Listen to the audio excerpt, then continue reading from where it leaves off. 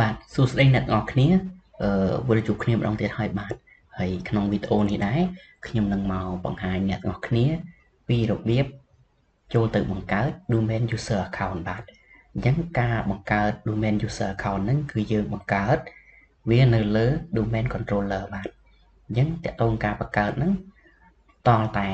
តើតើនឹង server របស់យើងហ្នឹងបានធ្វើការតម្លើងតើតើនឹង Active Directory Domain Service ហើយនឹង promote server យើងហ្នឹងទៅជា domain controller សិនបានយើងអាចបង្កើតមានថាបង្កើត account របស់យើងហ្នឹងជាលក្ខណៈ domain user account បាទបើអញ្ចឹងទេវានៅជាលក្ខណៈ local ទេបាទអញ្ចឹងរបៀបយើងចូលទៅបង្កើតជាដំបូងអ្នកទាំងគ្នាអាចចូលទៅតាក់ទងនឹង server manager មកបាទ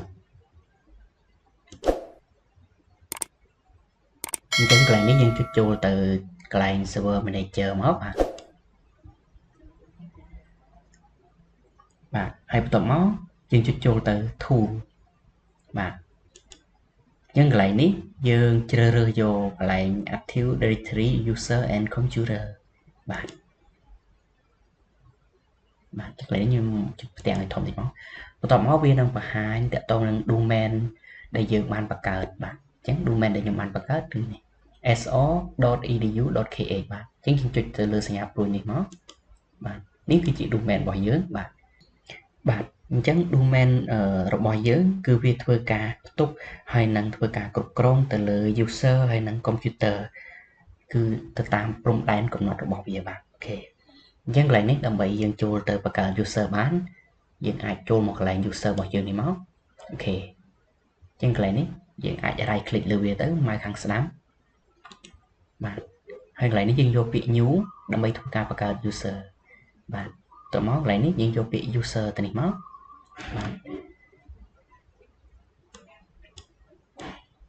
បាទអញ្ចឹងកន្លែងនេះយើងធ្វើការបំពេញឈ្មោះសម្រាប់ឲ្យ user របស់យើងហ្នឹងអូខេឥឡូវtôiថាខ្ញុំដាក់ឈ្មោះបាទអញ្ចឹង first name last name ខ្ញុំដាក់ឈ្មោះបាទអញ្ចឹងកន្លែងនេះតើតងនឹង initial នេះអានេះគឺជាឈ្មោះ middle របស់យើងទេបើយើងចង់ដាក់ក៏បានយើងមិនបាច់ដាក់ក៏បានដែរបាទអញ្ចឹងនៅពេលដែលយើងដាក់វាគឺវានឹងបង្ហាញនៅចំកណ្ដាលឈ្មោះបាទអញ្ចឹងកន្លែងនេះតើតងនឹង user logon name នេះគឺយើងមកធ្វើការបំពេញឈ្មោះអញ្ចឹងឈ្មោះនេះគឺយើងចង់ដាក់ពេញក៏បានឬក៏យើងចង់ដាក់តែខាងក្រោយក៏បានដែរបាទអត់បញ្ហាទេបាទអូខេឥឡូវឧទាហរណ៍ទៅកន្លែងនេះខ្ញុំដាក់អូខេជាងកន្លែងនេះខ្ញុំដាក់សុករិនអញ្ចឹងទៅបាទអូខេអញ្ចឹងកន្លែងនេះនៅពេលដែលយើងធ្វើការ join ទៅក្នុង domain របស់យើងអញ្ចឹងយើងអាច log ចូលតាមឈ្មោះបែបនេះបានគឺមានឈ្មោះឧទាហរណ៍ថា sokrin@so.edu.kh បាទអញ្ចឹងយើងមើលខាងក្រោមនេះទៀតតកតងនឹង user logon name free windows 2000អញ្ចឹងកន្លែងនេះមានន័យថាគឺប្រើសម្រាប់ពពួក Windows ក្រោមឆ្នាំ2000បាទអញ្ចឹងកន្លែងនេះនៅពេលដែលគាត់ធ្វើការ log ចូលអញ្ចឹងគាត់គ្រាន់តែវាយបែបនេះទៅឧទាហរណ៍ថាយកឈ្មោះខាងដើមមកតកតងនឹងឈ្មោះ domain ហ្នឹងបាទហើយបន្ទាប់មកដាក់ slash ហើយឈ្មោះ logon name ឈ្មោះដែល user សម្រាប់ log ចូលបាទ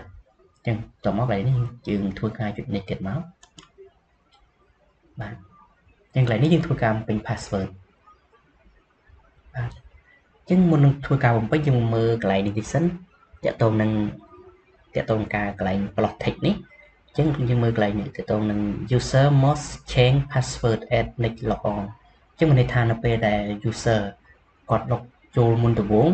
អញ្ចឹងយើងចង់ឲ្យគាត់ផ្លាស់ប្ដូរ password ថ្មីអញ្ចឹងមានន័យថា password ហ្នឹងគឺដឹងតែគាត់ទេសូម្បីតែយើងជា admin ក៏អត់ដឹងដែរបាទអញ្ចឹងចំណុចទី2តើតើ user cannot change password អញ្ចឹងនៅពេលដែលយើងកំណត់ password នេះទៅ user គាត់អត់អាច change បានទេហើយទី3តើតើនឹង password never expire អញ្ចឹងមានន័យថា password វាអត់ expire ទេបាទហើយទី4នេះតើតើនឹង account is disable អញ្ចឹងមានន័យថាឧទាហរណ៍ថាតើតើនឹងការយើងបង្កើត account ណាអញ្ចឹងយើងបិទសិនមានថាអត់ទាន់ឲ្យអ្នកណាប្រើប្រាស់ទេឧទាហរណ៍ថាយើងបង្កើតសម្រាប់បុគ្គលិកថ្មីអញ្ចឹងតែគាត់អត់ទាន់ចូលបម្រើការងារទេអញ្ចឹងយើងអាចបង្កើតហើយយើងបិទសិននៅពេលដែលគាត់ចូលបម្រើការងារអញ្ចឹងយើងបើកឲ្យគាត់ប្រើទៅបាទអញ្ចឹងកន្លែងនេះយើងអាចធ្វើការបំពេញ password មក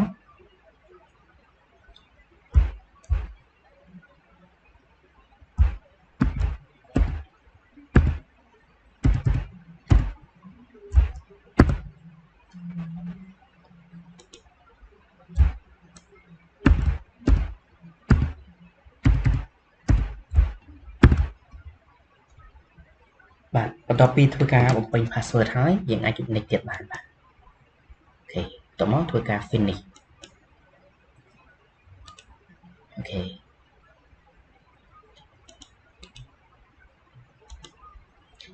បាទអញ្ចឹងតើតើនឹងការបង្កើត domain user account គឺមានតែប៉ុណ្្នឹងទេបាទហើយក្នុងវីដេអូក្រោយខ្ញុំនឹងធ្វើការបង្ហាញអ្នកទាំងគ្នាពីរបៀបធ្វើការ join domain បាទអញ្ចឹងតើតើនឹងការ join domain នោះគឺយើងត្រូវមាន client មួយទៀតសម្រាប់យើងធ្វើការ join មកកាន់ domain server របស់យើងនេះបាទ